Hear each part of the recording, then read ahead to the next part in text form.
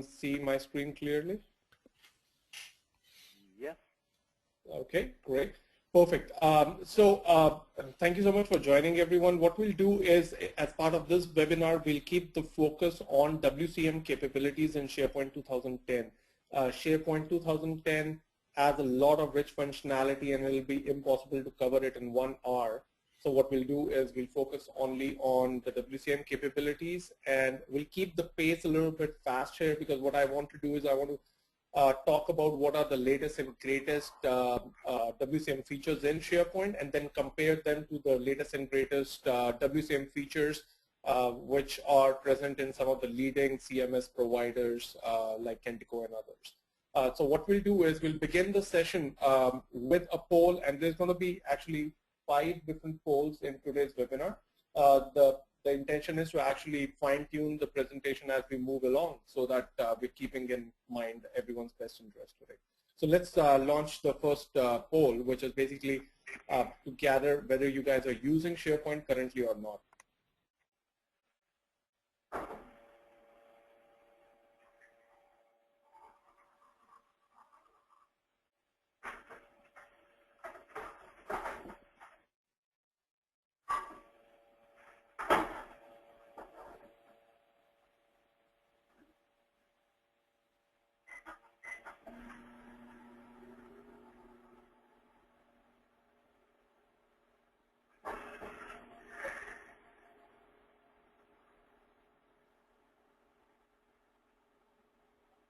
Okay, we'll give another 10 seconds.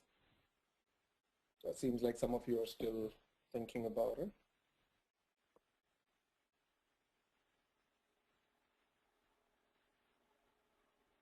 Okay, closing now. So it's interesting. So so here are the results from the poll, which basically state that 80% of the audience today are not using SharePoint, and only 20% are using in some capacity. So it is kind of interesting to see that most of you are here today to understand whether SharePoint 2010 is ready to be used for your corporate website or for your website initiative. So that's interesting. Why don't we move into a quick introduction of Good Medium. We are not going to spend a lot of energy on us. The idea is to basically talk about SharePoint 2010. So Good Medium is a web agency. We are based out of Toronto, Canada. We opened for business in 2004, and we've been making steady progress since. We focus specifically on content management systems, SharePoint implementations, and e-commerce implementations for our clients. The way we differentiate ourselves from other web agency is that we try to mix the technology and the marketing for our clients' unique environment to actually create a strategic, sustainable advantage for our client to help them meet their business objectives.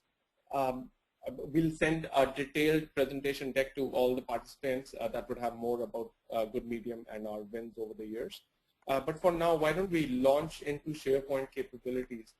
So let's start by actually taking a look at what was SharePoint really designed for, right? Like all of us already know, SharePoint is a collaboration platform. A lot of organizations have been using it in some capacity to enable their intranets and to enable their employees to actually collaborate with each other. And how SharePoint actually allows that is by actually providing secure portals, data integration with backend systems, inbuilt search, and the biggest advantage SharePoint offers to all of us is the integration with the Microsoft Office suite. So in all, SharePoint was basically designed as a collaboration platform. The architecture, the rich set of APIs, and the strong Microsoft ecosystem actually allows for great enhancements for any organization and business that can afford the customizations on a SharePoint implementation. Now, SharePoint offers a great deal of ad hoc collaboration capabilities among team members because of its ability to create sites on the fly. You don't need almost any training. You could just with half an hour or 1 hour of training, as an end user, you can start creating these sites for collaboration amongst your team. It will provide you with all the basic templates for uploading new files, creating documents, sharing it with other team members, managing tasks and managing projects in some capacity. Now, a lot of this, what we're looking at this slide, is basically coming from SharePoint 2007. SharePoint 2007 had great backend integration using Business Data Catalog module. Now, this is a module that allowed SharePoint to actually read information from external systems. Now, this specific section of SharePoint has taken a big leap in 2010, and we'll touch base that in a couple of seconds. SharePoint by default comes out with a secure access control list-based access to the content on the portal. So it's very secure. The intent was to be able to create something for an organization with a big amount of employee base to be able to actually access and share documents in a secure fashion without worrying about regulations or compliance. So they've done a very good job on this so far. Workflows and business process automation capabilities were built in SharePoint 2007, but they were kind of limited out of the box. By limited, for those of you who know SharePoint in any way, what they allow you to do is associate different content types with workflows, and there's only so much you could do with it unless, of course, you went through an extensive customization. This particular piece has changed in 2010, and we'll discuss that in a couple of seconds again. What SharePoint is really good at is document management, right? They have very good indexing capabilities built as part of the SQL Server and the file system. And so even in 2007, you could actually take a big array of documents on your corporate intranet. Think of it as a shared drive, only the difference is that you can search extensively on that shared drive. SharePoint out of the box also offers a consistent branding and page layout. The branding out of the box in SharePoint 2007 was limited to logos, and with extensive customization, of course, you could achieve anything. But we have seen a lot of use cases of implementation that were not very successful on the branding side. On the page layout, again, same story. It is flexible enough. There are certain files, HTML and XML and style sheet files that could be edited extensively to give you the same branding effect. But a lot of organizations over the years have had limited success with that. So as a basic synopsis here on SharePoint 2007, a lot of us had mixed success with SharePoint 2007. We used it mostly out of the box, and with the right regulations and compliance, we were able to use it effectively for document management. So what SharePoint Microsoft team actually did was, over the years, they basically sat down and started rethinking their approach to collaboration. And with SharePoint 2010, they've added a lot of new features. Let's look at some of those features. Now, again, given that we have only 1 hour for this presentation, what I've done is we have actually captured only WCM-related features in SharePoint 2010. First and foremost is the advanced editing capabilities in SharePoint 2010. With SharePoint 2010, now they have Ajax-enabled the Office ribbon integration that all of us are used to since Office 2007. They also provide inline editing now, so no more modal window boxes for us to actually, input our content on and then wait for authentic, a response from the server. Everything is real time. It flows much better, and now I can see SharePoint being used for editing much more easily. Second thing is they have improved taxonomy and metadata services in SharePoint 2010. You are allowed to actually not only create a taxonomy hierarchy for your department site, but you can also facilitate a default list of taxonomy on different levels that can be used extensively and grown at different site levels. So it basically facilitates for optimized search and retrieval of content on the site. Multilingual support has been really thought through. Now, this is one feature we really love in SharePoint 2010. What it allows you to do is, if you are maintaining multilingual content on your site, and let's say English is your default, and you have German, Dutch, French versions of the site, the French version, German, and Dutch versions of the site will start showing you what has changed in the parent site page as and when changes are made to the main hosted site. So it's much easier for multilingual support for translators to work. Reusable workflows. Now, workflows have been really just revamped completely in SharePoint 2010. Now, Microsoft has this new notion of reusable workflows. So what you do is SharePoint 2010 is a big supporter of templates. Everything is a template in SharePoint 2010, which means sites are templates, pages are templates, lists are templates, workflows are templates. You can create a workflow once, and then you can associate it with any list. How they have really implemented workflows is a separate story altogether. So workflows have been implemented as a bunch of events and APIs and listeners. And so what it really translates into is that if you had to define a workflow which was not supported out of the box, you are really looking at a lot of programming to achieve the workflow effect for your web content management regulations and compliance. Generating standards compliant HTML was often an outcry for a lot of folks in SharePoint 2007. In SharePoint 2010, if you are creating content using the WYSIWYG HTML editors in SharePoint 2010, the output is going to be an HTML compliant code, a standards compliant code. However, if for any reason you are creating content in SharePoint outside of the WYSIWYG editor, it is totally subject to how it has been implemented, and it may not be standards compliant, which means not all channels may be able to show the content properly if it is not being designed well. Web analytics reporting has now been integrated into the SharePoint ecosystem. As a result, you can now see how your site is being used, what are the different searches being performed on the sites, what seems to be the most relevant or hot content on your site, and it allows you to basically get some better insight into how people are using the site for collaboration purposes. So it's nice. Nothing new here. It's anything and everything your Google Analytics was supporting. For us now, Microsoft SharePoint 2010 supports it out of the box. One of the most exciting features in SharePoint 2010 is this whole concept of an audience object model. So the intent is that instead of creating your sites which are very static, you allow your site to take a different shape in terms of content based on the audience on the site. As an example, if the demographics, so you could actually define audience rules in terms of demographics and segmentations, and you can serve them different content on the site. Hey, Andy. Yeah. Andy, just to hop in, I think we're having a presentation problem because we're still seeing slide 1. Oh, I am so sorry. No problem. Okay. Can you guys see this slide now? Yep, I see what's new, SharePoint 2010. Okay, do you want me to back up?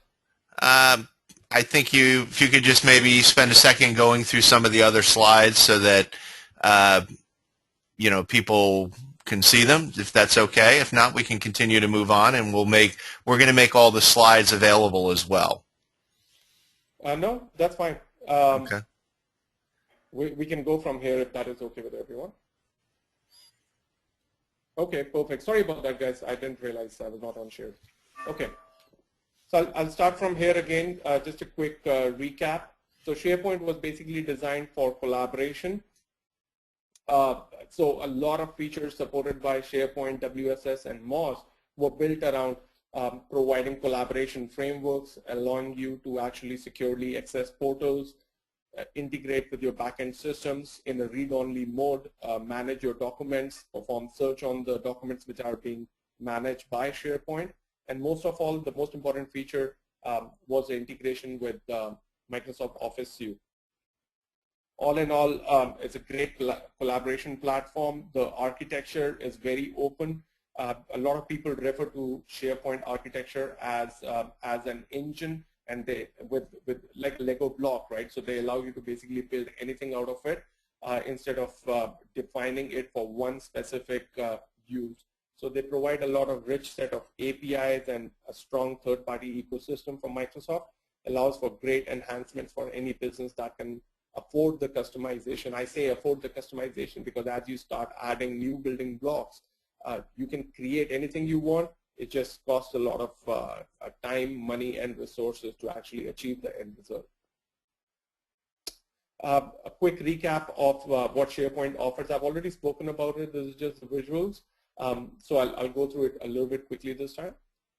SharePoint 2007 and overall the journey, the baseline principle is to provide ad hoc collaboration in a secure access control list format. It provides great backend integration using the business data catalog module. The business data catalog module has changed in 2010 in a big way, and I'll speak about it in a couple of seconds. We just spoke about the secure access control list on the portal. SharePoint 2007 so far has been offering workflows and business process automation capabilities in a limited way. In terms of it had workflows that were predefined, and you were allowed to attach it to a list, and it would work out from there. In terms of taking it to the next person in the approval cycle and so on, workflows have been revamped big time in SharePoint 2010. We'll discuss more on that in a couple of seconds. Search has been a big feature in SharePoint so far because of the document management capabilities, and it's done a very extensive job on it. Search itself has taken a very different route in SharePoint 2010, and we'll discuss that in a couple of minutes. SharePoint has provided consistent branding and page layout across the portal. However, getting the branding and the page layouts to function as per your corporate branding guidelines has been a challenge for most of us so far. In SharePoint 2010, folks from Redmond are claiming it's going to be much easier and much more effective. We're yet to see how that plays out. Let's look at some of the new SharePoint features quickly. We've already spoken about advanced editing, taxonomy, multilingual support, and reusable workflows. Why don't we start on this slide with the standards compliant HTML again. So SharePoint 2010, WYSIWYG editor generates standards compliant HTML served on your browser. So that basically means you can access the same content from different browsers, operating systems, and mobile browsers that support standards compliant HTML. However, if you are creating content in SharePoint outside of the WYSIWYG editors, either from XML files or XSLT transformation, your standards compliance is going to be questionable to the implementation provided. Let's quickly talk about web analytics reporting in SharePoint 2010. Microsoft has now embedded a web analytics engine into SharePoint 2010 to facilitate site administrators to get a better insight into how their sites are being used, how people are collaborating, more specifically how search is being used on the site. Microsoft has come up with this new search appliance called the Microsoft Fast Search. It is a separate license from the SharePoint server, but if it is integrated well, it is a robust search appliance, and it would provide with a lot of search insight. A free version of Microsoft Fast Search is, I believe, supported if you own a license of the SQL Server. One of the most exciting features in SharePoint 2010 is the ability to target content based on audience rules or based on segmentation rules for the audience. What the theory goes that not everyone on the site is wanting to read dynamic content. People can be navigating your site for very different reasons, and the intent is to be able to design a site that is dynamic in nature, that kind of flows with the site visitor based on what their preference is. So if you see a person who is interested in the technical details of something, you want to serve them more technical details, white papers, webinar offerings, as opposed to showing them standard buy now buttons on your right-hand column. So it's a very extensive feature, requires a decent amount of customization and coding, but the ability is there now in SharePoint 2010. The business connectivity services, which is the enhancements from the original BDS, business data catalog. Now, this is the enhanced version. What it does is basically provides a read-write access to external systems from within SharePoint. Now, this is where a lot of Microsoft vendors are going to be spending a lot of energy or have already spent a lot of energy in actually making sure their connectors can actually talk back and forth with different systems. The focus for BCS services is going to be more for corporate intranet and for a unified editing experience for site visitors. Now, at this point, I'd like to launch a quick poll for everyone here. So the poll is basically how important is SharePoint integration for your site?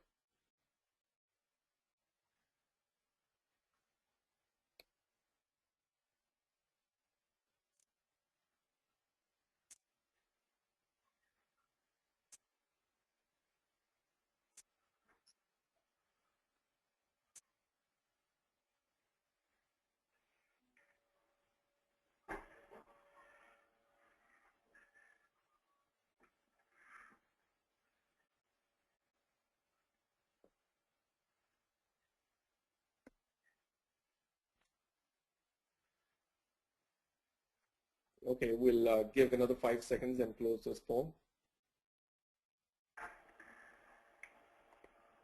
Okay, so these are interesting insights. So a lot of you who are perhaps already using SharePoint or plan on using SharePoint, plan on having integration built with SharePoint and your corporate website.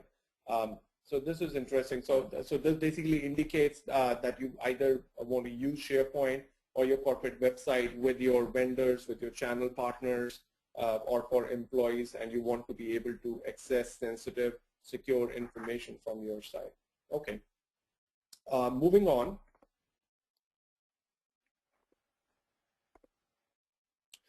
Now, why don't we take some time to actually go through what are the strategic website objectives across the mid-market segment, because of which folks are now embarking on revamping their corporate websites. So in doing so, what we'll do is we'll basically look at 2 different segments of strategic objectives. One, which are tangible and directly impact your corporate bottom line, and second are intangible, which have an impact on the bottom line, but they're not so apparent. So let's begin with actually looking at the corporate website as a source for new leads. So there is a growing trend in the industry now to have the marketing department use the corporate website to actually generate new sales lead for the sales team to close upon. Now, a sales or a lead could mean all the way from a B2B site to a B2C site to an educational institute, which for whom a lead is basically a student that needs to enroll in a specific program. So that definitely has a direct impact on your bottom line, because every new enrollment or lead or sales that comes from the corporate website becomes like, constantly increases your pipeline, allows you to close more sales. Another tangible strategic objective for a lot of organizations is to minimize customer support resources and infrastructure by allowing customers to self-service themselves using a secure access to the backend system from the corporate website. Now, this could be about tracking orders. This could be about opening up new tickets and getting answers, all without having to, call up someone and speak to a real human being at the backend. We are seeing a lot of mid-sized organizations that are spending heavily on marketing. They are finding themselves in a unique situation in terms of having to maintain multiple websites and multiple digital assets in a lot of different systems to be able to make their marketing channel effective. So there is a growing need to actually reduce the cost of having to maintain multiple sites and the associated digital assets without having to go to multiple systems. There is, of course, the need to minimize IT budgets in a lot of different organizations by actually saying that, hey, if the website is being driven mostly by content and the nature of the content, why can't we make it easier for the marketing department to own the website instead of having IT make all the content changes, literally as a cut, copy, paste operation on the site, rather than allowing the marketers to directly go and edit on the site. So all in all, these four strategic objectives have a direct impact on the corporate bottom line. Let's look at some of the intangible strategic objectives in terms of creating a business edge, processes, and compliance. So the first and foremost that a lot of different organizations are using specifically in the B2B space is to use your own website as a technology enabler for promoting thought leadership. The intent is that if everything is being commoditized in today's date and time, then the only way to differentiate in the market is by actually being ahead of the 8 ball, if you will, by being a thought leader in your specific markets, so that your competition cannot copy you as fast as you can evolve, as fast as you can serve your clients on different bases. So having the right technology for your corporate website is kind of important, because if thought leadership is not a problem, but updating the content on the site is, then you're definitely going to lose out on competition. Another strategic objective is to actually allow non-technical people to manage the complete life cycle of the content without getting IT involved at any step. By that, what we really mean is enabling the marketing department, enabling the regulations and compliance, and the HR department to be able to go through the workflows all in an integrated fashion within your website's framework or application platform, without having IT people actually becoming the gatekeeper of the content on the site. There is, of course, a need to be able to manage not only the content lifecycle, but different types of digital assets as well, without having to write any piece of code. The need for better serving and managing multilingual content on the site is important for a lot of different organizations. In US alone, the Spanish the Spanish community is actually growing. So a lot of different sites and educational institutions are starting to feel the need to support bilingual content. It comes at a price, because if your translating service unit is outside of your organization, or if they are not the main author of the content being created, then you need to be able to allow the marketing and the translation team to work in tandem without having to be sending emails back and forth, or having project management resources allocated to translation exercises. It gets very expensive. Lastly, which is very important, is for a lot of different organizations in the education, in the government, in the healthcare, pharmaceutical, and even in IT now, the need to adhere to complex regulatory and compliance without having to actually again set up a department to actually look at every piece of content being fleshed out on the corporate website is becoming increasingly important. All these things, in one way or another, actually consume expensive resources and are kind of important. Now, at this point, we'll basically take a look at how SharePoint and content management platforms compare against strategic website objectives for sites. So why don't we again divide it into two different sections here. So first we'll go through the tangible objectives, and then we'll go to the intangible objectives. So let's go through the first tangible objective. Enable the corporate website as a source of new sales leads for clients. Now, we have to be honest here, like both SharePoint as well as the leading CMS platforms will allow you to address this feature, except for a SharePoint 2010 to be published on a public website. You have to basically take the same instance of SharePoint and split it across your demilitarized zone and your intranet, and so there is a security risk, thereby the need for IT folks to get involved and so on. So that is why it is you would need some level of customizations in trying to use SharePoint 2010 for your corporate website. Allowing customer self-service via the corporate website, this actually would be a strong feature for SharePoint 2010, strictly because it would have access to the backend ERP system and order fulfillment systems and others, as opposed to a CMS platform, which is basically just managing your content and digital assets, which means you would need a bridge or a connector into the backend system or to the SharePoint, which basically is the repository for your backend system, where maybe all the order details are being saved right now. Centralize the maintenance of content lifecycle across all digital assets of the organization. Over here, we speak of all content residing on your corporate website, all images, videos that are residing on your corporate website. SharePoint could do as good a job on it as a CMS platform, except a CMS platform is designed around the concept of reuse and sharing. So a digital asset manager as a module is much better supported in some of the leading CMS platforms. Optimizing IT bandwidth and budget. Now this is an interesting banana skin point when it comes to SharePoint. SharePoint 2010 out of the box will work very well.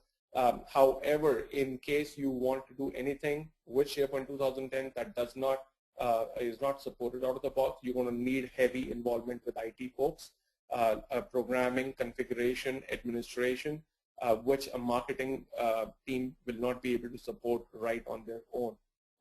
And so in this particular point, we see the leading CMS platforms have an edge over SharePoint 2010.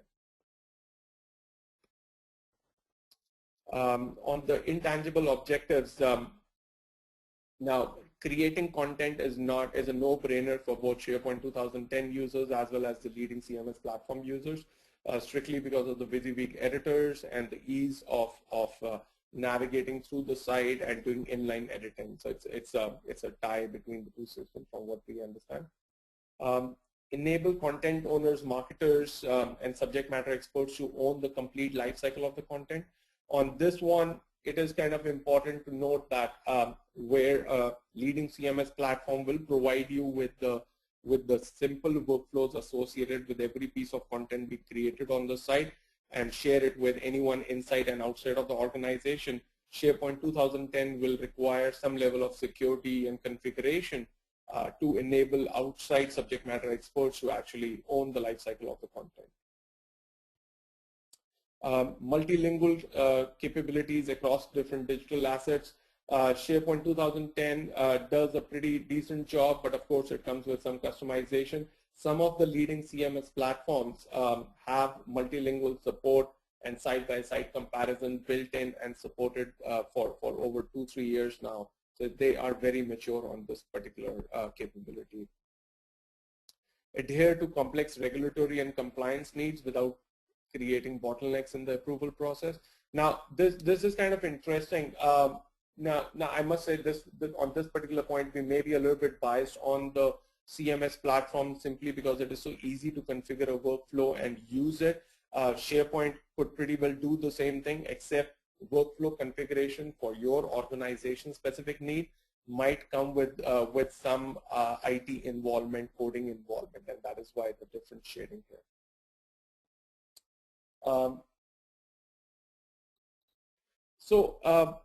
Before we go into this, let me just quickly get on to another poll for the audience.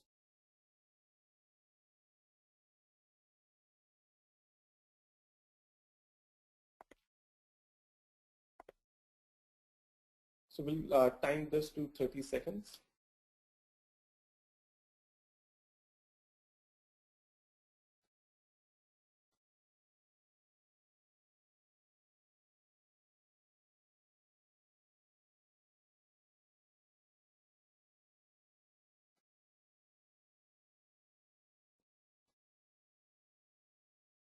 Okay, 5 seconds left. Okay, so this is an interesting insight. So a lot of you are not sure when your organization might embark on a SharePoint 2010 initiative, which doesn't surprise us at all, because we are noticing that a lot of different organizations are in the planning phase right now. They're still trying to understand how SharePoint can be used by their organization. They definitely don't want to be leaders because there is a lot of different complexities around SharePoint implementation. Another quick poll before we actually move on to the next step is, has your organization considered any WCM platform for your corporate website? Now this could be open source, .NET based, LAMP based, anything.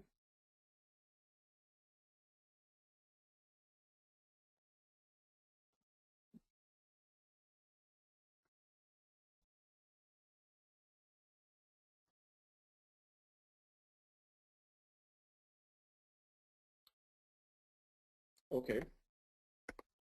Okay, so this is interesting. Some people have, some people have not. Okay, why don't we spend a few minutes actually looking into CMS platforms edge as compared to a SharePoint platform. So WCM or CMS, some people call it web content management, while others call it content management systems. They have evolved over the last few years in a big way, and the latest version of SharePoint 2010 is not close to what these folks have been able to evolve over the past few years. Number one in the list is the support for multivariant testing. The theory behind, for those who may not be well aware of this term, is that how, as marketers, they keep struggling with the thought of how do we know that the content that we are putting out or the promotions we are putting out have a direct impact or have a great impact on the site visitor. So the intent is to actually be able to variate the content and the combination of the imagery and the colors and the combination on the different sections of the site to see what appeals to the maximum audience on the site. Lead scoring and content targeting is an interesting concept in the WCM platform world now. The intent is that you start segmenting your customers based on how they're navigating your site in real time, and based on the navigation demographics, you kind of start throwing or targeting different set of content and promotions to the site visitor. So a parallel in SharePoint 2010 is audience object model, which requires coding and configuration. The enhanced and integrated web analytics is a growing trend. Not that Google Analytics doesn't do a good job or Omniture is not doing a good job. It's just easier for everyone to get all the information in a single administrative console instead of going to different places. Managing multiple sites, devices, and languages is a big need for a lot of organizations, especially with the new mobile phones, with managing multiple microsites, and a lot of different web content management platforms are supporting this out of the box. So this is like as far as 3 years ago they were supporting this. Digital asset management is becoming a critical need for a lot of different organizations, especially if they are managing websites or managing a big array of websites where they want to make sure that for branding regulations, they are always using the same imageries, the same fonts, same type of content across different assets. So digital asset management modules are increasingly being built into WCM platforms to assist folks in reusing content rather than reattaching the same content in different sites. Ease of development is definitely a top priority for a lot of organizations. By that, what we really mean is if it is difficult to create your website, it's going to be difficult to maintain it in the long run. They want to make sure that the talent pool is easily available and is more cost effective instead of hiring someone which is very, very specialized. Ease of administration.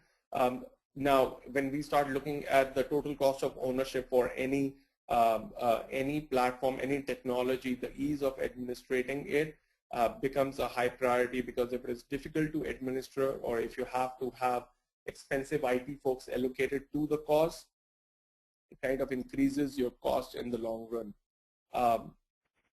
Ease of end user adoption. We have over the years seen a lot of different implementations, whether it is on the content management or the enterprise content management, come to a grinding halt, specifically because it was not easy for end users to adopt on using the system in the back end, where the content is being created, where the workflows are being managed, where the users are being, where user permissions are being managed.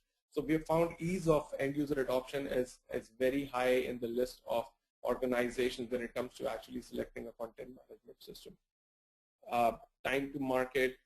All of us need a website like 2 days ago. So it's very important that we are able to select a technology and a platform that will take us from conception to go live without having to spend months in and months out. Lower upfront and total cost of ownership is important for any organization. All of us are running on a tight budget. We want to see the maximum value for our dollars put into licensing, and so this has become a big factor in the WCM platform selection now. Perfect. Now, at this point, why don't we look at SharePoint 2010 system requirements very quickly? This is mostly for IT folks. So SharePoint 2010, as opposed to 2007, has been compiled on a 64-bit platform. It only works on that, which means you need a 64-bit Windows Server 2008 R2. You need a 64-bit SQL Server 2008 or a 64-bit SQL Server 2005 license. The theory behind support only for a 64-bit platform by Microsoft is that it would be easier for them to maintain the source code and enhance it by not compromising on the performance. Recommendations for IT at different organizations is to reassess your budgets for SharePoint 2010 initiatives, because now not only are you looking at the SharePoint licensing cost, you're looking at the hardware cost, you're looking at the database license cost as well. Another big recommendation is to test third-party applications and web parts for compatibility. So in case you currently have a SharePoint 2007 32-bit implementation and you plan to enhance it to SharePoint 2010, you should do some due diligence and ask your third-party vendors to confirm support for 64-bit platform for their existing web parts. In summary, let's do a quick recap here. Based on our experience, we find SharePoint 2010 to be a great ECM platform, enterprise content management platform. The new features and enhancements will provide new ways of actually sharing documents and collaborate on the corporate intranet and secure portals. Now, SharePoint 2010 has a rich set of APIs available to actually provide extensive customization and support for unique business objectives. Of course, it will come at a cost, and organizations should reassess their budgets again to ensure they have the budgets allocated to actually go through this kind of customization. Now, SharePoint 2010 has a high level of feature overlap with CMS platform. So a lot of organizations would have a natural tendency to actually start thinking about why not we leverage our existing SharePoint 2010 license for our corporate website instead of bringing in a separate CMS platform. Our recommendation would be to list out your strategic website objectives and map it to your platform to actually see which one is going to yield the best results for you. Keeping in mind the long-term total cost of ownership is definitely going to be the key in selecting the right platform. That's about it. Thomas, do we have any questions? We don't have any questions in the queue, but we should give people a minute or two if they'd like to ask them. And while we're waiting for that, I wanted to just make sure and thank everyone who attended today on our CMS Today around SharePoint 2010. We'll give people another minute or two to ask questions, and if we have some, we're happy to answer them. If not, we'll go ahead and wrap up. So I'm going to give everyone another second or two.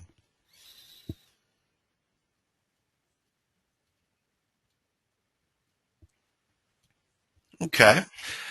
Well, Indy, I wanted to thank you for your presentation today around SharePoint 2010 and assessing your strategic objectives and providing an overview of the feature and functionality.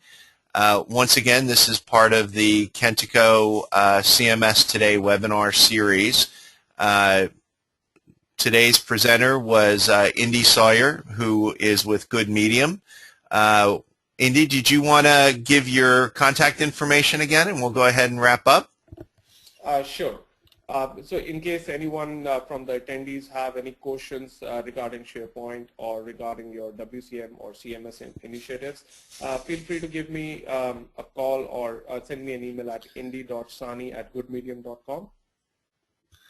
Excellent. And as always, we will make both the slides and the recording available. I'll probably post those up either later today or tomorrow morning to my blog, and we'll make the slides available. And I believe Indy is going to follow up with the attendees and send them a more detailed presentation deck.